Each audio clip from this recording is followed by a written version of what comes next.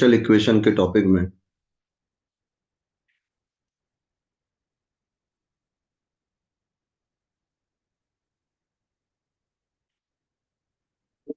हमने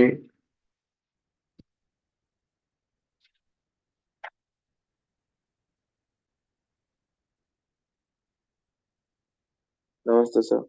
नमस्ते। देखिए, डिफरेंशियल इक्वेशन के टॉपिक में हमने 9.1 किया, तो ये सिर्फ एक डेफिनेशन बेस्ड टॉपिक था। इसमें पूरी कमांड यस आपकी होनी चाहिए। फिर 9.2 में solution of differential equation satisfy करवाना था आपको, खाली वेरीफाई करवाना था इट इज सॉल्यूशन और नॉट। 9.3 में जब आप गए सॉल्यूशन इज गिवन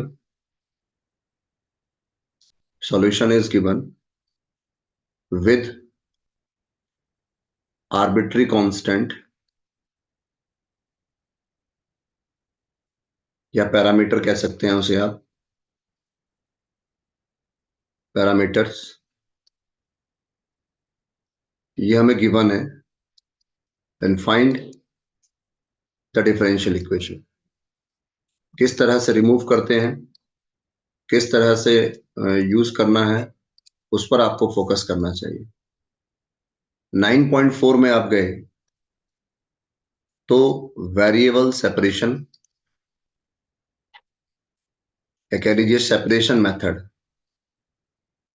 आपने किया।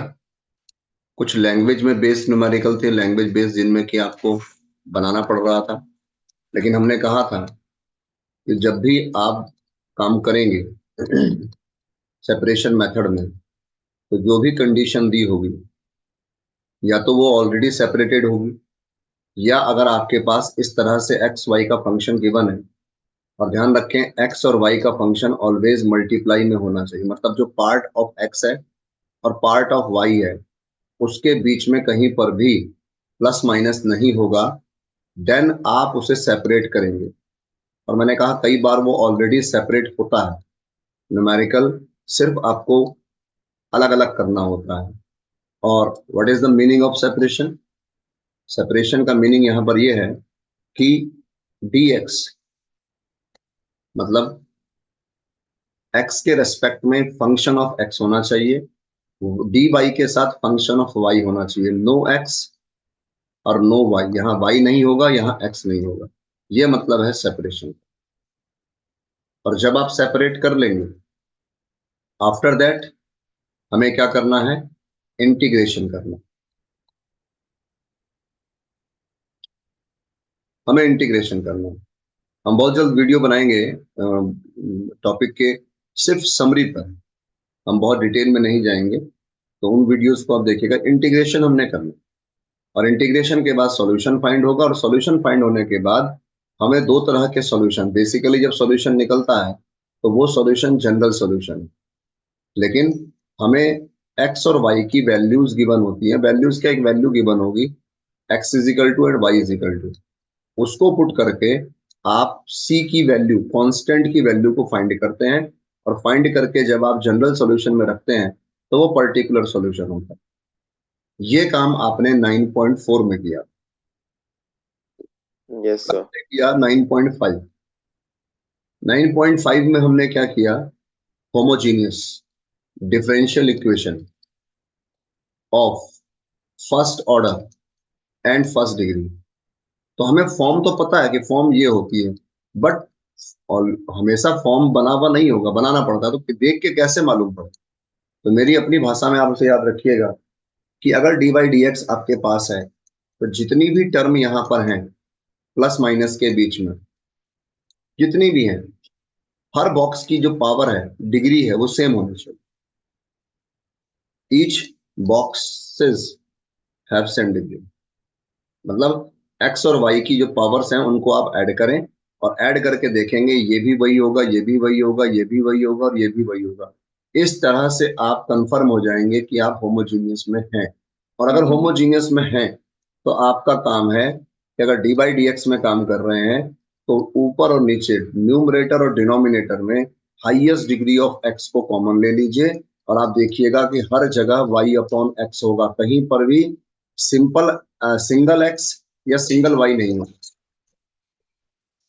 और इसी प्रकार अगर आप, कई बार ऐसा भी होता है कि dx अपॉन dy, तो dx अपॉन dy कब बनाइएगा, जब आपको x अपॉन y e की पावर में, साइन में, कॉस में, लॉग में दिखे, तो dx अपॉन dy बनाइए। और dx अपॉन dy में आपको highest power of y common लेना है, या फिर जहां से भी है y कॉमन लेना है, लेफ्ट से, राइट से, और x अपॉन y बनाना हो। जब ये चीज बन जाएगी तब आपने समझ लीजिए कि आपकी फॉर्म आ चुकी है, और फॉर्म आने पर जो ये वेरिएबल है y अपॉन x या x अपॉन y, उसे v पुट कर लेंगे, उसे v पुट कर लेंगे। हम चेंज जी ऑफ सर। वेरिएबल में चले गए, और y इज इक्वल टू हम vx में काम कर लेंगे, x इज इक्वल टू हम vy में काम कर लेंगे। अब y is equal to vx है और dy dx है, तो आपको डिफरेंशिएट करना है विद रिस्पेक्ट टू x। और x is equal to vy है और dx अपॉन dy है, आपको डिफरेंशिएट करना है विद रिस्पेक्ट टू y। और इस प्रकार से गौर करिएगा, आपको वैल्यू निकालनी है, और ये और ये आपको इस dy अपॉन dx या dx अपॉन dy में पुट करना है, दैट्स ऑल। और सिंपल है, सेपरेट होगा, सेपरेशन, और सेपरेशन के बाद इंटीग्रेशन, इंटीग्रेशन के बाद जो भी v की वैल्यू है, या तो y अपॉन x या x अपॉन y रखिए, और आपको अपना सॉल्यूशन फाइंड हो जाएगा। वर्किंग ये है, न्यूमेरिकल कैसे हैं, क्या है, देखो ये नहीं पता, वो तो आप जब करेंगे तब पता लगेंगे। लेकिन खाली न्यूमेरिकल करते रहो, करते रहो, करते रहो, कॉन्सेप्ट आपके पास नहीं है, तो आपने समझ लीजिए मात खानी ही खानी। मेरे पास समरी है, मेरे पास टॉपिक का रिव्यू है, मेरे पास टॉपिक में क्या करते हैं, क्या पहचान है, वो पता है, तब न्यूमेरिकल कुछ टिपिकल हो सकते हैं, कुछ इजी हो सकते हैं, वो कैलकुलेशन का पार्ट है, उसको छोड़ दीजिए। इतनी बात कंफर्म है? जी। Yes sir. तो देखिए, अब हमें लास्ट टॉपिक पर, फिर है मिसलेनियस इसके बाद, और लास्ट टॉपिक है सर, आई थिंक 9.6। हम इसे बोलते हैं मैथ में लीनियर डिफरेंशियल इक्वेशन। ये तो 12th में बोलते हैं, अगर आप ग्रेजुएशन में बोलते होते तो हम इस चीज को जरूर मेंशन करते, first degree and first order. क्योंकि लीनियर डिफरेंशियल इक्वेशन बहुत सारे हो सकते हैं, कईयों को बोलते हैं, लेकिन यहाँ जिस लीनियर डिफरेंशियल इक्वेशन की बात हो रही है, वो dy अपॉन dx या dx अपॉन dy की फॉर्म में, first order and first degree में। लीनियर किसे कहते हैं, मैंने बहुत पहले आपको बताया था, जिस डिफरेंशियल इक्वेशन में डिपेंडेंट वेरिएबल और उसके डेरिवेटिव की पावर 1 हो, नंबर 1, और आपस में उनका मल्टीप्लाई ना हो। नोट करना, डिपेंडेंट वेरिएबल और उसका डिफरेंशियल कोफिशिएंट की पावर 1 हो, और आपस में उनका मल्टीप्लाई ना हो। एक्स का हो सकता है मल्टीप्लाई यहां पर या यहां पर, डिपेंडेंट वेरिएबल का और डेरिवेटिव का मल्टीप्लाई नहीं होना चाहिए। ऐसी इक्वेशन को लीनियर डिफरेंशियल इक्वेशन कहते हैं। याद है आपको ये बात? Yes sir. तो आज हम जो जिस टॉपिक में हैं उसमें मैं कहूं कि अगर 10 में से 8 न्यूमेरिकल तो मिलेंगे जो मैं लिखने जा रहा हूं यहाँ लेफ्ट में, और 2 न्यूमेरिकल या 1 न्यूमेरिकल मिलेगा जो राइट में। फॉर्म, फॉर्म है sir dy by d x. देखो, मैं आपको सही बताऊं, कितना भी सीख कर लो आप, जब तक आपका एक, जैसा कहता है ना, एक इंस्टिंक्ट होता है कि यार ये चीज ना ये होगी, तो मैं सही बताऊं, हो सकता है ये बात एक फेल, कहीं फेल भी हो जाए, अनुमान हमेशा कभी ना कभी हो सकता है रॉन्ग हो जाए, लेकिन एक जो हमारा आइडिया है वो कब कब लगता है, आइडिया कब लगेगा, जब हमारी उसमें मतलब मास्टरी हासिल हो जाएगी या हमें उसमें काफी प्रैक्टिस हो जाएगी, फिर भी चांसेस हैं कि गलत हो जाए। बड़े से बड़ा परफेक्शन भी आदमी है, वो भी गलती करता है और करेगा। कोई भी चीज हो, स्पोर्ट्स में ले लें आप, कोई कहे बहुत बड़ा प्लेयर है, बहुत गजब खेलता है, इसके ऐसा कोई नहीं खेलता, लेकिन फिर भी वो हारता है कभी ना। तो यहां पर मैं कह रहा हूं कि अगर आपको डिफरेंशियल इक्वेशन में, नोट करना मेरे वर्ड पे, हो सकता है मैथमेटिकली किसी को अच्छी ना लगे, लेकिन मुझे सही लगती है, किसी डिफरेंशियल इक्वेशन में 3 टर्म है, इस तरह से लिखी हुई, देख लो इस तरह से, dy dx है, प्लस करके जो भी एक्स वाई का फंक्शन है इज इक्वल टू में, या प्लस करके बराबर में 0, अगर 3 टर्म है तो मेरा अपना मानना है कि ये लीनियर फॉर्म बन सकती है। और इसे पुख्ता कैसे करें, मजबूत कैसे करें? मजबूत देखो ऐसे करेंगे, y की पावर 1 होनी चाहिए, dy dx की पावर 1 होनी चाहिए, लीनियर का मतलब ही यही है, आपस में मल्टीप्लाई नहीं होना चाहिए, dy dx के आगे 1 होना चाहिए, अगर कुछ भी है तो डिवाइड करो पहले, और यहां पर गौर करें p and q dy dx में फंक्शन ऑफ x होने चाहिए, कांस्टेंट भी हो सकते हैं। तो कंफर्म मानिएगा कि वो लीनियर फॉर्म है, कंफर्म वो लीनियर फॉर्म है। Yes sir. जैसे एक न्यूमेरिकल मुझे याद है, सेपरेशन में था, y इज इक्वल टू 1, तब चूंकि सेपरेशन में दौड़ रहे हैं तो भाई फिर सेपरेशन ही सोच रहे हैं, मतलब हमारे, मैं तो बहुत, जब मैं मैथ पढ़ा हूं तो जब जब, क्योंकि उतनी सुविधा नहीं थी हमारे पास ट्यूशन पढ़ने की, तो हम मैथ पढ़ते थे तो अपने आप पढ़ रहे, अपने आप पढ़ने वाले आदमी का हाल आपको पता है। हो सकता है हमारे कॉन्सेप्ट गलत हो, क्योंकि भाई कोई गुरु नहीं है तो कॉन्सेप्ट होते ही है, कोई कहे कि क्लास में पढ़ाई नहीं हो पाती, चाहे आप कितना भी कह लें, मैं मानता हूँ कॉलेज स्कूल में जाना समय बर्बादी के अलावा कुछ नहीं, पर मजबूरी है, डिग्री वहीं से इशू होगी। अगर मेरे घर से होती तो फिर तो लोग, मतलब कहने का मतलब अगर जगह जगह से मिलने लग जाए तो लोग स्कूल जाना ही छोड़ दें। क्या सीखते हैं स्कूल में? कुछ नहीं सीखते सर स्कूल में आज की डेट में, क्योंकि आदमी इतना बिजी है, पढ़ाने वाला कि वो सीख नहीं पा रहा, खाली वो निपटा रहा है, फिर निपटा रहा है कोर्स को। हमने ये लिखा, हमने कहा जी सेपरेशन देखो, ये सेपरेट हो गया, डी वाई के साथ वाई आ गया, डी एक्स अलग हो गया, इंटीग्रेट किया, और इंटीग्रेट करने पर log 1 minus Y is equal to में एक्स, प्लस में इसे log c ले लो चाहो तो, कोई इशू नहीं है, और इस जगह पर गौर करें, minus X is equal to log c 1 minus Y, और c 1 minus Y is equal to e to the power minus X, that's all, question खत्म। लेकिन जब उस बंदे ने काम ज्यादा कर लिया होगा तो वो सोच के साथ भरा पड़ा है, उसके पास, इसी को हम कहते हैं ना आइडिया। हम लोग बहुत ज्यादा काम करते हैं एक दिन में, लेकिन हम ये नहीं सोचते कि ये काम कैसे हुआ, क्यों हुआ, इसका कोई और ऑप्शन था या नहीं था। जो आदमी बस, उसे कहते हैं गधा, बहुत मेहनत करता है लेकिन सिर्फ जैसा मालिक कह दे, अपने दिमाग से वो कुछ नहीं कर सकता, उसे मतलब कर कह सकता, उसे आदत पड़ गई बेचारे को। अगर आप इसमें देखो 3 टर्म है, dy dx और y की पावर देखो 1 है, y की पावर खास तौर पे, यस सर। तो ये एक हिंट है कि लीनियर फॉर्म हो सकता है। और y के आगे जो होता है और बराबर में, इसको p लेते हैं, इसको q लेते हैं, और हमने कहा था p and q are function of x और कांस्टेंट, इसका मतलब सर कंफर्म ये लीनियर फॉर्म है, ये लीनियर डिफरेंशियल इक्वेशन है, कर सकते हैं हम जी इस सर। मेथड से। करते क्या है इस मेथड में, अब आ जाओ। कोई कहे जी चाय बना सकते हैं, तो बनाने के लिए क्या चाहिए, वो कार्यविधि लिखनी पड़ेगी। सबसे पहले निकालते हैं इंटीग्रेटिंग फैक्टर, और फॉर्मूला है ये, तो यहां अगर इंटीग्रेटिंग फैक्टर जाएंगे तो सर p की वैल्यू है 1, so finally e to the power x है। ओके, फिर आता है सॉल्यूशन। तीसरा स्टेप, y है, dy dx में y दिख रहा है आपको तो y निकलेगा, y into integrating factor, integrating factor into q into D x plus C, कार्यविधि आपको याद रहनी चाहिए। तो y into integrating factor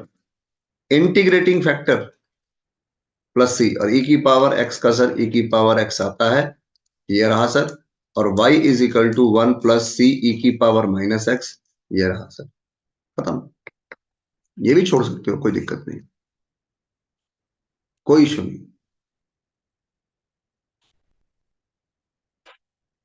confirm है, यस सर। हो गया। Yes sir. तो समय दीजिए, जितना हम अप्रैल अप्रैल मई से मैथ पढ़ रहे हैं स्कूल्स में या ट्यूशन में, इतने दिन में तो आदमी बिल्कुल पारंगत हो जाता है। आज लगभग लगभग दिसंबर आने वाला है।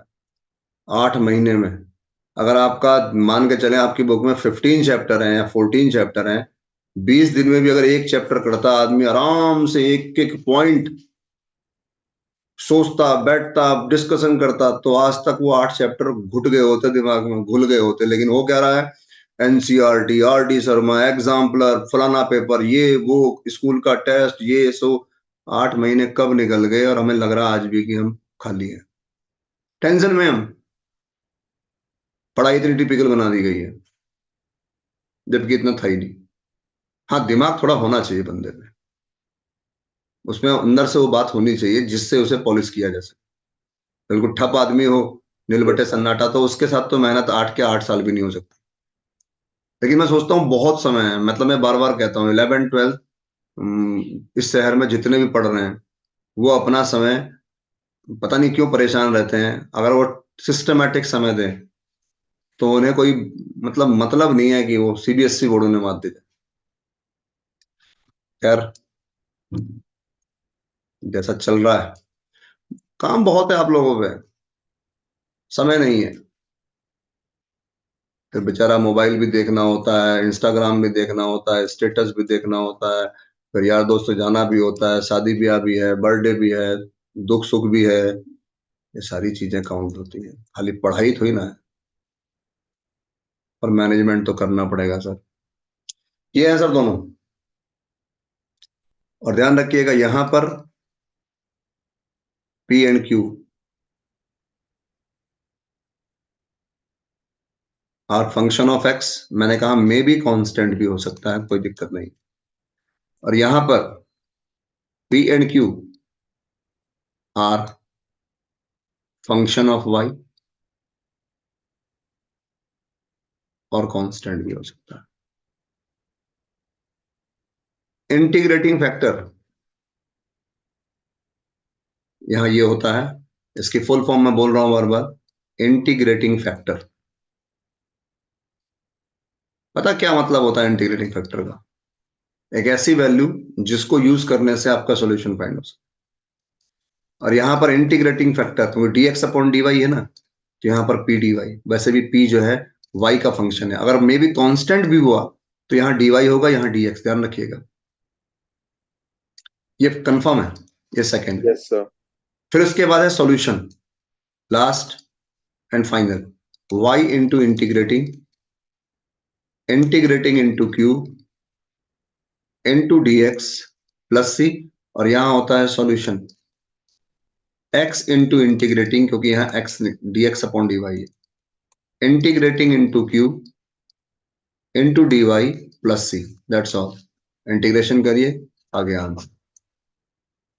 क्या कहते हो? जी सर। बस, अब देखो, हमने इतनी जो बकवास की है उसका कहीं कोई वजूद है भी या नहीं। ये तो आपकी बुक एनसीईआरटी के एग्जाम्पल्स हैं, इनको देख लेना है, देखना तो है ही। खैर, इनमें उतनी कोई खास बात कुछ नहीं है, इंटीग्रेशन ही है बस। और वो आपको सिखाया देखो, 7 चैप्टर के बाद 8 चैप्टर क्यों आया, 8 के बाद 9 क्यों आया, 9 पहले क्यों नहीं आया? क्योंकि 9 यूज करता है इंटीग्रेशन का। तो सिस्टम ये कहता है पहले इंटीग्रेशन सिखाया जाए हमें, फिर हमें किया जाए ऐसे चैप्टर्स जिनका कि मैथ के टॉपिक से कोई लेना देना नहीं है। मतलब सारा का सारा तो नहीं कि कुछ तो लेना देना होता ही है, बिल्कुल नहीं है, ऐसे प्रोबेबिलिटी है। आप इंटीग्रल आती हो या ना आती हो, आपको फंक्शन रिलेशन आते हो या ना आते हो, प्रोबेबिलिटी कर सकते हो आप। लेकिन ये चैप्टर इंटीग्रेशन से कनेक्टेड है, क्योंकि आपको ये चीज फाइंड करनी पड़ेगी। तो गौर करें मैं आपको दर्शन कराता हूं पहचान की। एग्जाम्पल भी पढ़ेंगे हम, बहुत अच्छा एग्जाम्पल है लैंग्वेज में जो एग्जाम्पल है। देखिए पहचान, एक जमाने में कॉमेडी शो में आया करता था, पहचान कौन। मेरी बात पे ध्यान दीजिएगा। 1 2 3, 1 2 3, 1 2 3, 1 2 3, 1 2 3, 1 2 3, 1 2 3, 1 2 और 3, दिख रहा है आपको? Yes sir. एक पहला अनुमान, पहला अनुमान, जैसे कभी आप व्हाट्सएप पे नोटिस करिएगा, आपको आइकन पे मैसेज आया, तो आपको जो डेली आदमी मैसेज करते होंगे, आपको आइडिया आता है कि इस बंदे का ही मैसेज है। मतलब हो सकता है कभी फेल भी हो जाए वो आदमी। कुछ बंदे ऐसे होते हैं सबसे पहले मैसेज वही करते हैं अपने को, तो हमें अनुमान होता है कि आइकन दिख रहा है मतलब उसी का मैसेज होगा। कभी कभी ये अनुमान गलत, कभी कभी। तो ये अनुमान लगा रहे हैं हम कि 3 टर्म है, लीनियर फॉर्म बनेगी। मजबूत कैसे करें, पुख्ता कैसे करें? देखो वन तो already d y d x plus p y is equal to q की फॉर्म में बना है। P is equal to 2 and q is equal to sine. Yes sir. और हमने कहा था कि अगर डी वाई डी एक्स है तो पी एंड क्यू या तो फंक्शन ऑफ एक्स होंगे या कांस्टेंट होंगे। मोहर लग गई इस पर कि ये लीनियर फॉर्म है, कंफर्म या नहीं? यस सर, लग गई। ऐसे देखो सेकंड में है, डी वाई डी एक्स के आगे वन होना चाहिए, कंफर्म एकदम वन होना चाहिए, वन होना चाहिए। फिर कंपैरिजन होगा पी एंड क्यू, ये पी है ये क्यू। यहां पर देखो वन अपॉन एक्स पी है ये क्यू, यहां पर देखो सेक एक्स पी है 10x क्यू। यहां पर चार तो क्वेश्चन ठीक है, नहीं पांचवें में देखो डी वाई डी एक्स के आगे वन नहीं है, तो सबसे पहला काम है अपना वन लाना।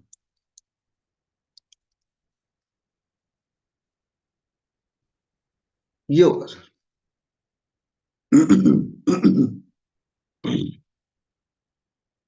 अब देखो यह है पी और यह है क्यू,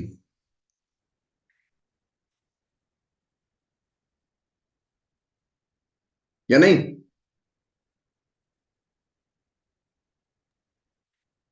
सर कॉस स्क्वायर नहीं आएगा? तो अपॉन में आएगा ना। नहीं, सेक्स स्क्वायर, हाँ ठीक है, यस सर। हम्म, ठीक है ना भाई? ये बस देखिए, ये छोटी छोटी चीजें जी हैं। सर। हमें ना दिमाग को ना पजल, पजल का मतलब है रैपिड फायर। रैपिड फायर कौन खेलता है? रैपिड फायर खेलने से क्या, दिमाग की नसें धड़ धड़ धड़ खून दौड़ता है दिमाग में, और ऑक्सीजन लेवल बढ़ता है उसमें। कोई कहता है दिमाग नस फट जाएगी मेरी, ऐसा मे भी ऐसा भी हो सकता है। लेकिन जितना ज्यादा इस्तेमाल होगा सर, गारंटी तभी है कि वो ज्यादा तेज वर्क करता है। जैसे शरीर सुस्त होता है ना किसी किसी का, अंदर से दिमाग भी सुस्त होता है। कोई कैसे दिमाग सुस्त कैसे होता है? हमें लगता है हम तेज चल रहे हैं, हम वो नहीं, अंदर की जो इंटरनल जो बॉडीज के पार्ट हैं वो अलग ही फंक्शनिंग में, अलग ही है। तो यहाँ पर हमें ना फटाफट रफली मतलब माइंड में आ चलना चाहिए। अब देखो यहाँ पर देखो, एक्स हटेगा सबसे पहले, तो 2/x, ठीक रहा है? फॉर्म बन गई। P yes is sir. Equal to 2/x हो गया and Q is equal to x log x हो गया। पहले तो ये सोचना शुरू करो, न्यूमेरिकल तो होते रहेंगे, पता लगा 1 किया, 2 किया, 3 किया, 4 किया, 5, और कभी अगर मान लो ये कहीं एक जगह पर अलग से दे दिया तो सोच ही नहीं पा रहे कि ये फॉर्म क्या है, इसमें वर्किंग क्या है। हम लोग ना वो घसियारे हो गए हैं। पहले हम लोग फॉर्मूला लिखते हैं, फिर क्वेश्चन करते हैं, बस दिमाग लगाना ही बंद कर देते हैं। बस फॉर्मूला बोल दिया, बस लगाना शुरू कर, धड़ाधड़ धड़ाधड़ लगा रहे हैं। ये सोच ही नहीं रहे कि हम उसमें क्या पहचान लेके चल रहे हैं। तो टेंशन ही खत्म हो जाएगी आपकी। अब देखो यहां पर देखो, यहाँ x log x है, इसको हटाना पड़ेगा, क्योंकि लीनियर फॉर्म कंपेयर करना पड़ता है ना, पी क्यू निकालने के लिए करना पड़ेगा। और यहां पर गौर करें ये यस एक्स स्क्वायर हो जाएगा, और आई थिंक पी की वैल्यू हो जाएगी 1/x log x and q की वैल्यू हो जाएगी 2/x स्क्वायर। That's all. जी सर। क्वेश्चन नंबर 8 देखो। क्वेश्चन नंबर 8 में अगर हम थोड़ा सा मेहनत करें तो d y by d x करते हैं, तो 2x1 प्लस एक्स स्क्वायर करते हैं, इनटू में y करते हैं, बराबर में 1/1 प्लस एक्स स्क्वायर करते हैं, और इनटू में कॉट एक्स करते हैं। ये है, हमने dx कॉमन लिया और हमने 1 प्लस एक्स स्क्वायर कॉमन लिया, यही तो आएगा। Yes sir. हम लिखेंगे it is linear differential equation. Obvious सी बात है, first order and first degree है। Comparing delay differential equation of form, form चाहो तो ऐसे लिख दो भाई, इस फॉर्म से मैच करता है।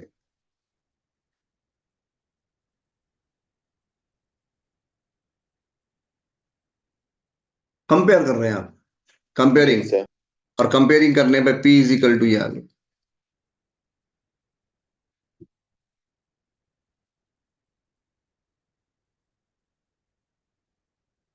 आ गया। 10 इंटीग्रेटिंग फैक्टर p dx, और सर ये हो जाएगा E to the power log 1 plus X square. और ध्यान रखिएगा E to the power log F X की वैल्यू एफ एक्स के इक्वल होती है, ये सेम आना चाहिए। फाइनली ये पहले भी लिखवाया है मैंने आपको इंटीग्रेशन फॉर्म। फिर क्या आएगा solution? Solution is y into integrating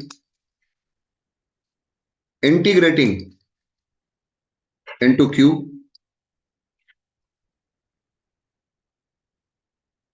plus c। और गौर करें ये इससे कैंसिल, cot x का इंटीग्रेशन कितना होता है? log sin x। That's all, question खत्म। Yes sir. फिनिश।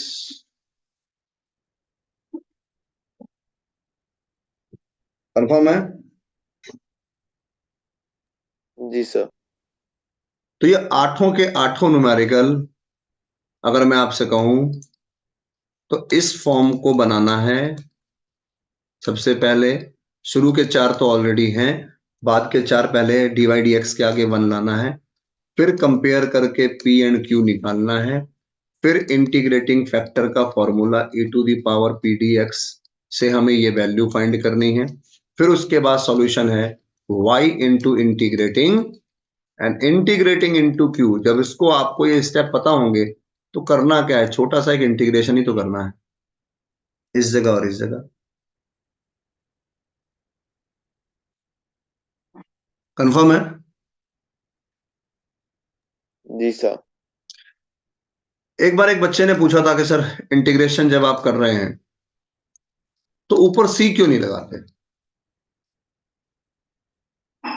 क्योंकि हमें तो ये सिखाया जाता है कि इंडेफिनिट इंटीग्रल में काम करते हैं, इंटीग्रल के बाद उसमें साथ में हम। तो गौर करें सर, वो सॉल्यूशन में अप्लाई होता है, हर जगह नहीं अप्लाई होता। और ये एक सॉल्यूशन नहीं है, ये पार्ट ऑफ न्यूमेरिकल है। इसीलिए पहले पूरा इंटीग्रेशन करने के बाद हम सी को अप्लाई करते हैं। तो फाइनल सॉल्यूशन जो सॉल्यूशन होता जी है, सर। जनरल सॉल्यूशन जो होगा उसमें आर्बिट्री कांस्टेंट जगह जगह इंटीग्रल करके जगह जगह सी नहीं लगता, इसलिए यहां सी नहीं लगा। ठीक है,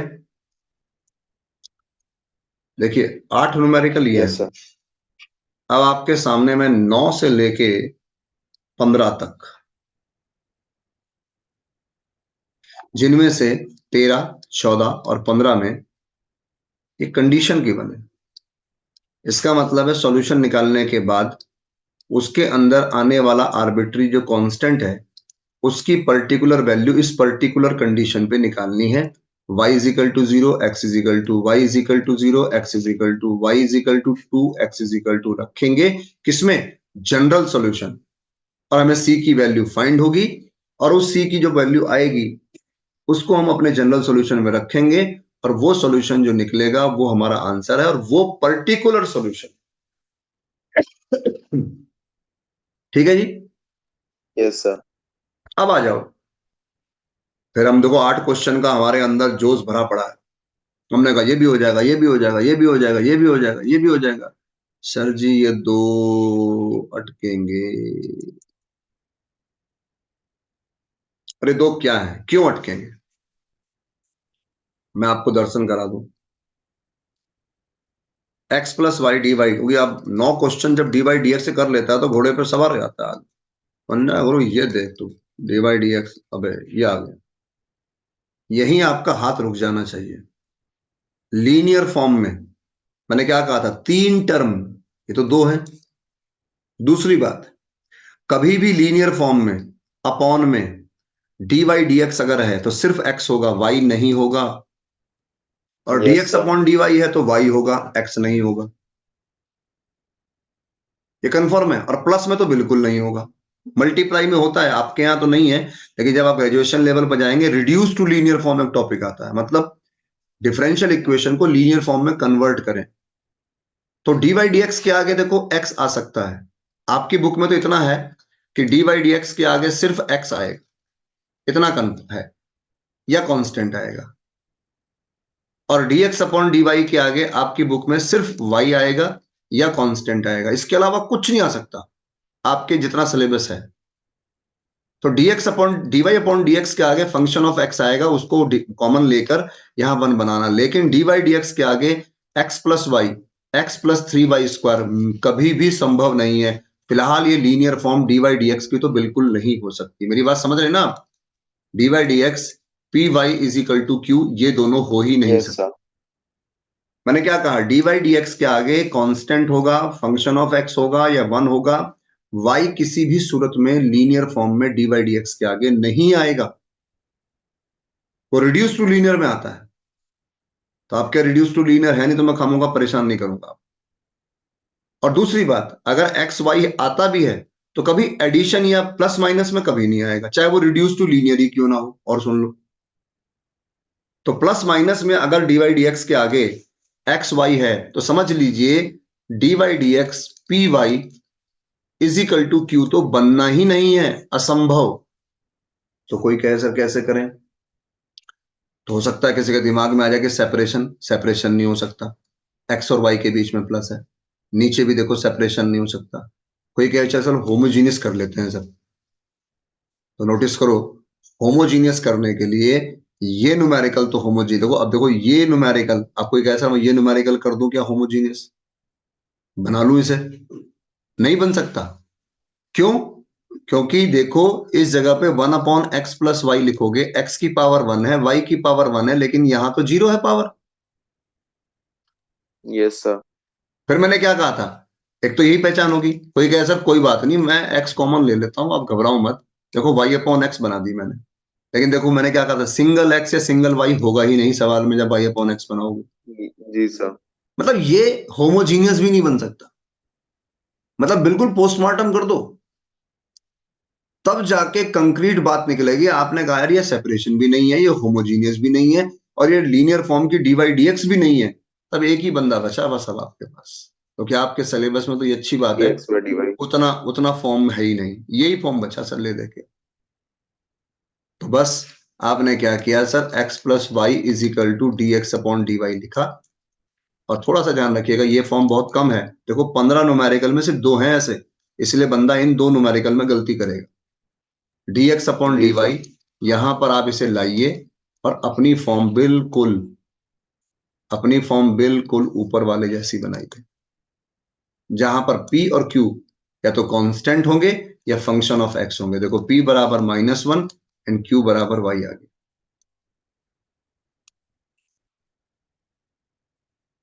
integrating factor e to the power p d y, भूलिएगा मत पी डी वाई, कहीं पी डी एक्स हाथ सेट हो जाए आपका। बहुत सावधानी, बहुत सावधानी। e की पावर -1, फिर solution is x yes into sir. Integrating, बार बार बोलिए, बार बार उच्चारण करिए। और उच्चारण करने से बहुत सारी चीजें बड़ी क्लियर होती हैं, जबान साफ होती है, दिमाग में चीज बैठती है। और ये सर इसको लेंगे आप सेकंड, इसको लेंगे फर्स्ट, और इंटीग्रेशन कर देंगे। मैं फिलहाल इंटीग्रेशन लिख देता हूं, ये आएगा सर इसका इंटीग्रेशन जब करोगे आप। और e की पावर -y कॉमन ले लीजिए, तो सर ये हो जाएगा -y-1 c e to the power 1। That's all, question खत्म।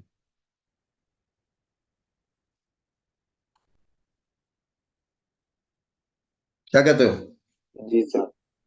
है ना? अब कोई आदमी आपको कहे भाई क्वेश्चन नंबर थर्ड भी था यार, थर्ड भी, और सॉरी 13, 12 भी था, 12 भी करना था मुझे। तो क्वेश्चन नंबर 12 अगर मैं आपको दिखाऊं, तो क्वेश्चन नंबर 12 आपका है सर, मैं बुक को जरा खोल लूं क्योंकि मैं बोर्ड खोल दिया है। ये रहा सर, क्वेश्चन नंबर 12 ये है सर। मैंने क्या कहा, 3 तो मेथड है आपके यहाँ, 12th में है ही कितना। अब कोई कहे जी आप ऐसी बात कर रहे हैं, मैं वाकई में इसलिए कह रहा हूँ, दिक्कत पता गलती कहाँ है। मैंने जब जिनको पढ़ाया उनके यहाँ इतना काम होता है, समय इतना कम होता है, और उनके यहाँ ना कोई कीमत नहीं,